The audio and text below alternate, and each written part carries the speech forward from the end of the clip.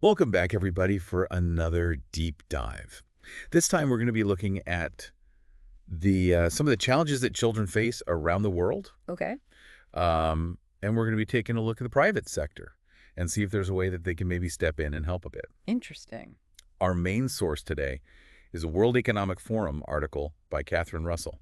I know Catherine Russell. Yeah, she's the executive director of UNICEF. Big job. Yeah, big job. And she doesn't shy away from some of these really harsh realities. Mm-hmm. But she also points a path forward, and I think it's really interesting, and I'm excited to talk to you about it. Yeah, no, I think that's what struck me the most about this article too, was just that she doesn't shy away from the truth. Right. You know, she says that over 200 million children will need humanitarian aid in 2025. Yeah. That's a big number. Yeah, a huge number. It's hard to really even fathom. Absolutely underscores the urgency of the situation. Yeah. Yeah. And it's not just one crisis. It's not just one thing that's happening. It's a lot of interconnected things. It's a whole bunch of different interconnected things. Yeah. She outlines a number of different threats. Mm-hmm. You know, everything from like conflict and climate change, The economic instability. the digital, all these things are really impacting children. And she emphasizes that these aren't abstract ideas. Yeah. These are real, tangible consequences in these children's lives. Exactly. Think about like a child forced to flee their home Yeah. because of conflict, or maybe a family who can't put food on the table Mm-hmm. because of economic hardship. These are the realities that these kids are dealing with every single day. Every single day. And so let's dive into some of these threats a little bit. Okay. Starting with conflict. Russell highlights crises in places like Gaza, Sudan, Ukraine. Yeah, the ones that are in the headlines all the time. Yeah, those we always hear about. Mm-hmm. But she also draws attention to emergencies in places like Burkina Faso, the Democratic Republic of Congo, Haiti, Myanmar. The ones that we don't hear about as often. Places that we don't hear about as often, but these things are still happening. It's so important to shed light on those crises, too, because those are complex, long-standing situations where children are caught in the crossfire. Right. They're facing displacement, violence, lack of basic necessities. And it's heartbreaking to think about what these kids are going through. And then on top of that, you've got the climate crisis. Yeah. Which, as you said, has very real, immediate consequences for children, especially in these vulnerable regions. Yeah, you know, she states that 1 billion children A billion. live in high-risk climate zones. That is just mind-blowing. Yeah, it's not just future risk. Yeah. It's now. It's happening now. Droughts are causing food shortages. Right. Floods are displacing communities. Mhm. Extreme weather events are just disrupting lives and livelihoods. Right. Imagine being a child and facing these disruptions potentially multiple times throughout your childhood. Yeah, it's very difficult to even fathom. Yeah. And, you know, these climate-related disasters often force families to flee their homes, which just makes the challenges even worse. Absolutely. Right? They might end up in overcrowded refugee camps. Yeah. Limited access to education, healthcare, and other essential services. Yeah, it's like this vicious cycle where these kids are constantly playing catch up, just trying to get back to some sense of normalcy. Right. And the sad reality is that these climate-induced migrations, they're only going to increase in the coming years. So we need to be thinking now. Yeah. Not just responding to these crises, but also like building long-term resilience. Yes. So these communities can withstand these shocks Absolutely. in the future. And that kind of brings us to another threat that Russell highlights, Okay. which is economic instability. Right. And this is something that I think gets overlooked a lot. Many developing countries are facing these massive debt burdens. Right. And it has a direct impact on children's well-being. The article mentions that developing countries are spending 14% of their revenue just on interest payments. Just on interest payments. That's money that could be going towards education, healthcare, social safety nets. Absolutely. And when those services are underfunded, Yeah. it's children who suffer the most. Yes. It limits their access to opportunity. It perpetuates poverty Yep. and creates a cycle of disadvantage that can be incredibly difficult to break. It really underscores how interconnected all of these different challenges are. You know, Yeah. conflict, climate change, economic instability. They're all contributing to a world where children are facing these increasing levels of risk and vulnerability. Absolutely. And it's not just about their immediate survival, Right. but also their future prospects. Yes. These challenges have the potential to create what we would call a lost generation of children who are just denied the chance to reach their full potential. And I think that's why Russell's article is so important. Yes. Because she's sounding this alarm, but she's also offering a potential solution. Okay. And it might surprise you. All right. I'm intrigued. Lay it on me. The private sector. Oh, really? Yeah. I have to admit, when I first heard about this idea, I was a bit skeptical. Sure. But the more I think about it, I mean, the private sector, they have a lot to offer. Right. Especially when it comes to resources, innovation, and efficiency. Yeah, traditionally, I think we've relied on governments and NGOs to address these really complex global challenges. Yeah. But they're often stretched so thin.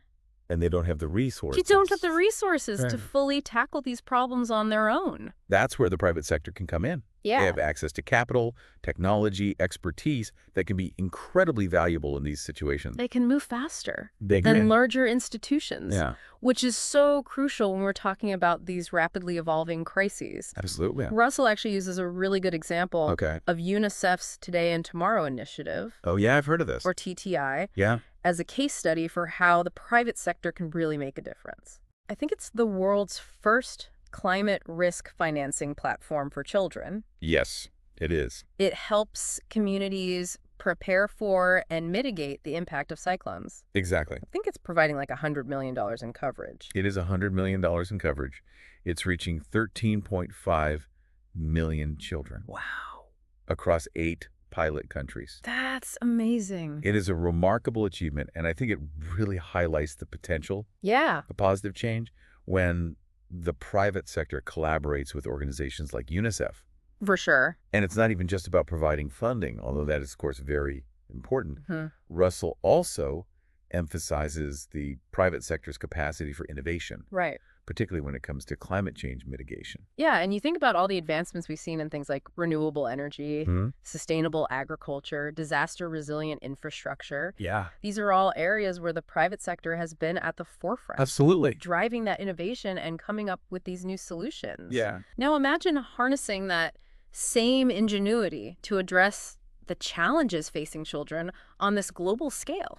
That's what's exciting to me. That's exciting. It's like unlocking all these new tools and resources that could be used to create a safer and more sustainable world for children. And that's what's so cool about this idea. It's not just throwing money at the problem. Right? It's about bringing new perspectives, Yeah. new technologies, a totally different way of thinking to the table. It's about all hands on deck. Yeah. You know, if we really want to address these complex challenges, Sure. and that includes the private sector, Yeah. they have such a unique role to play in driving progress and creating lasting change. And it's not just about climate change. Right. The private sector can also play a crucial role in bridging the digital divide. Yes. This is an area that I know you are very passionate about. Oh, this is a big one, the digital divide. Yeah. It's one of the most pressing issues of our time. Yeah. And it has a profound impact on children's lives. Oh. I mean, think about it. You know, today, access to the internet, it's not just a luxury. Yeah. It's essential It is a necessity for education, for everything. for healthcare, for economic opportunity. Everything. And when children, especially those in low-income countries, are denied that access, Yeah.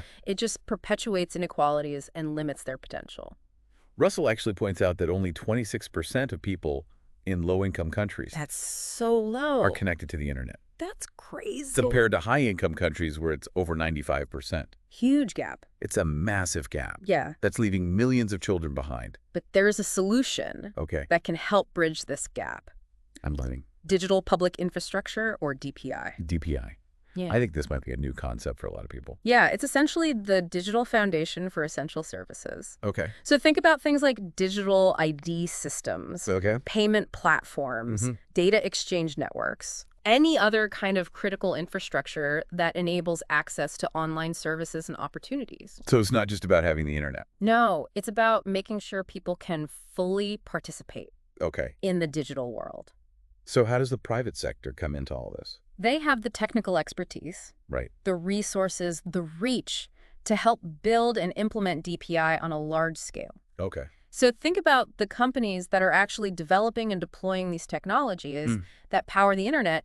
They have a crucial role to play in making sure that DPI benefits all children, right. especially those who are the most marginalized. It's about using technology to empower children and create a more equitable world. Absolutely. But I think a lot of people might be wondering, Yeah, how exactly can businesses get involved in addressing these challenges? that's a great question. Like, what are some tangible things they can actually do? Well, I think we'll explore that a little bit further as we Right. go along, but to give you a starting point, Yeah. businesses can contribute in a number of different ways. Okay. They can invest in initiatives like the Today and Tomorrow initiative, Mm, partnering with organizations like UNICEF to support innovative programs that are making a real difference in children's lives. right. They can also use their platforms to raise awareness about these issues, Yes. advocate for policies that promote children's rights and well-being. Okay. They can integrate sustainability and social responsibility Yeah. into their core business practices, Mhm. making sure that their operations are having a positive impact on the environment and communities all around the world.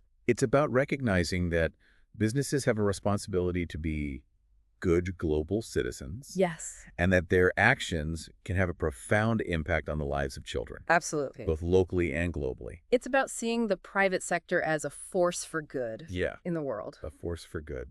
That's a great way to put it. Yeah, and I think before we get too much further into the specifics of how businesses can get involved, we should take a look at this concept of resilience, Yeah. which is really at the heart of creating a more sustainable future Okay. for children. Resilience is about more than just responding to crises. Yeah. It's about anticipating them, Preparing for that. building systems that can withstand them. Yeah, so that children aren't constantly thrown off course Yeah. by every single crisis. It's about creating a world where children are not just surviving but thriving, Yes. even in the face of adversity. And that is a world worth fighting for. A world worth fighting for. Yeah. I love that. We'll be back in just a minute to delve deeper into this concept of resilience Awesome. and explore how we can build a more resilient future for all children. I'm excited for this. Welcome back. Before we pause, we were talking about these massive challenges children are facing around the world and how the private sector could maybe step in and help build some solutions. And one of those things we were just starting to touch on was this concept of building resilience. Mm-hmm. Yeah, resilience. Yeah. It's so important. You know, creating systems and strategies that can actually withstand all these shocks and stresses.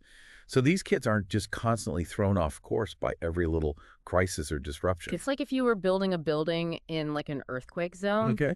You wouldn't just build it the same way you would anywhere else. Right. You'd have to reinforce the structure. Sure. You have to think about more flexible materials and just anticipate those stresses. Right. You know, Right. so building resilience for these children who are facing these global challenges requires that same kind of forward-thinking approach. I love that analogy. That's so great. Thanks. So how do we apply that kind of thinking to like the systems that actually support children? Well, What are some concrete examples? Like what does that actually look like in practice?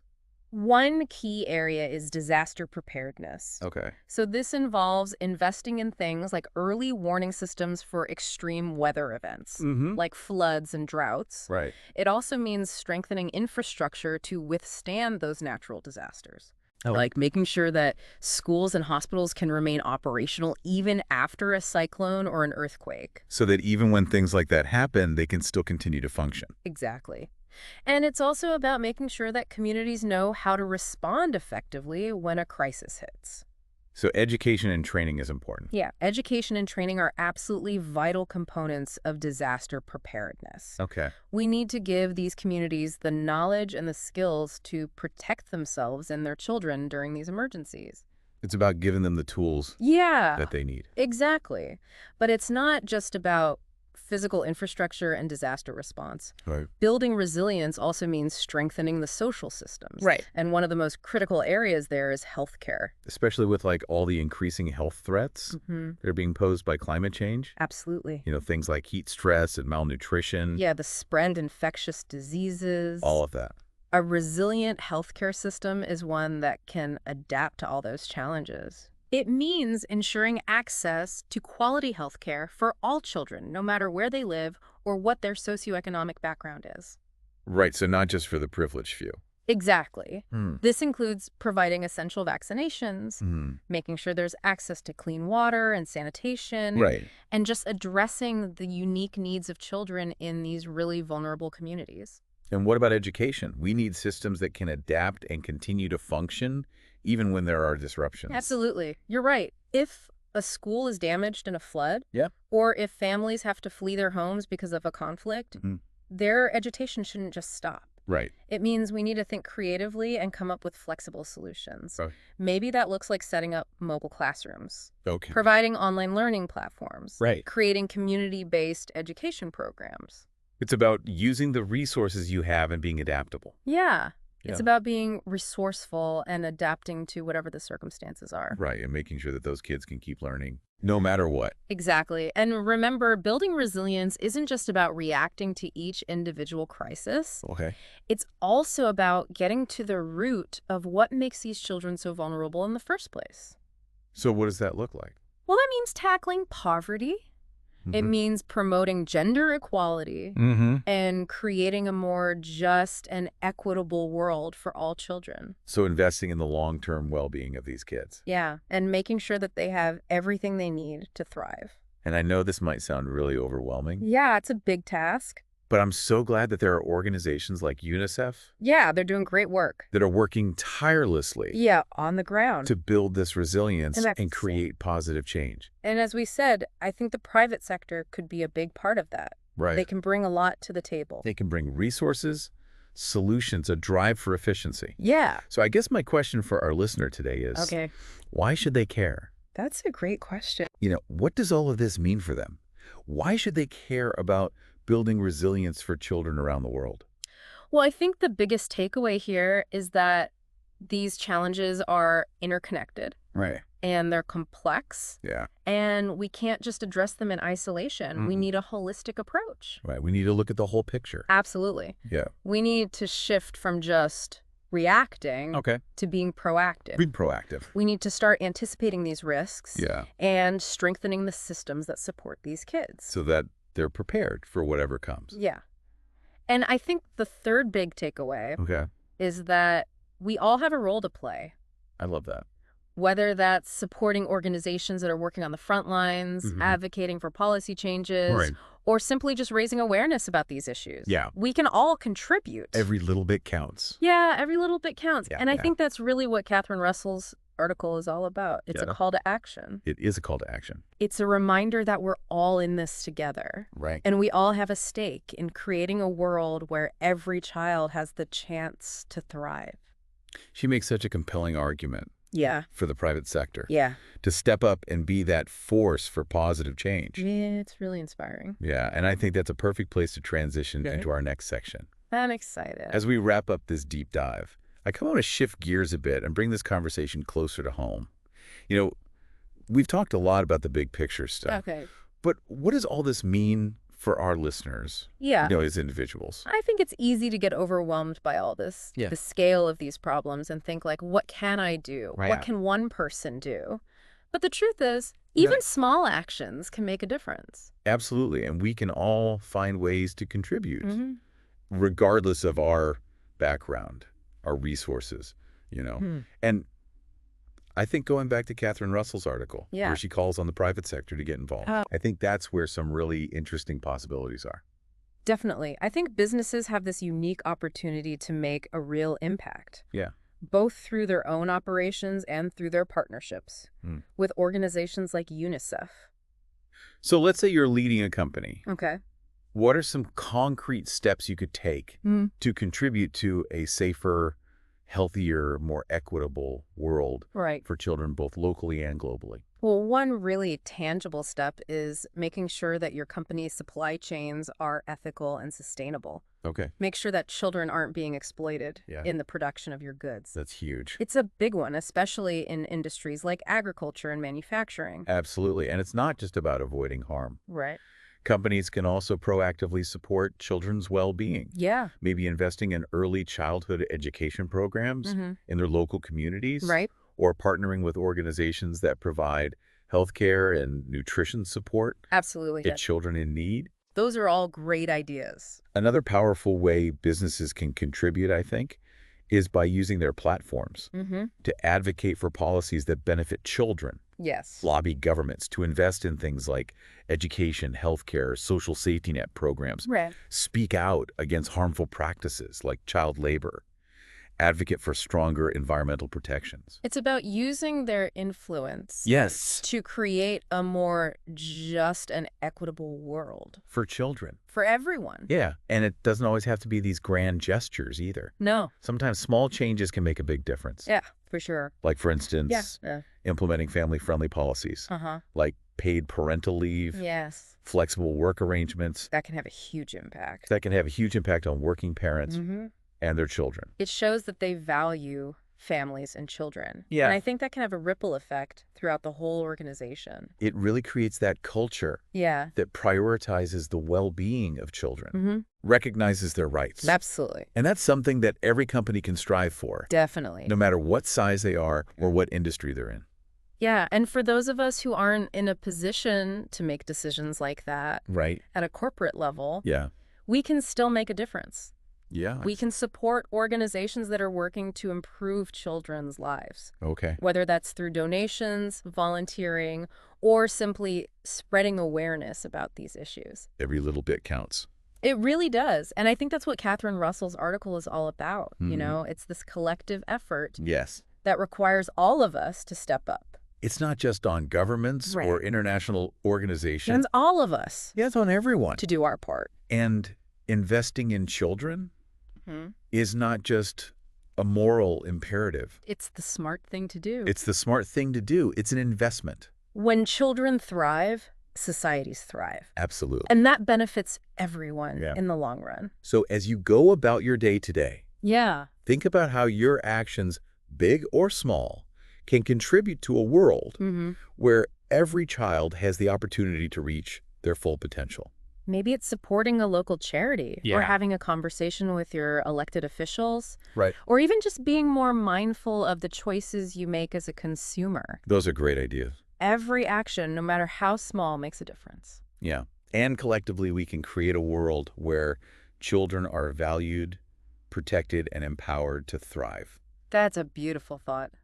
Thank you so much for joining us on this deep dive into the challenges and opportunities facing children around the world. My pleasure. We hope you found it insightful and inspiring. I hope so too. Remember, the future of our children depends on the actions that we take today.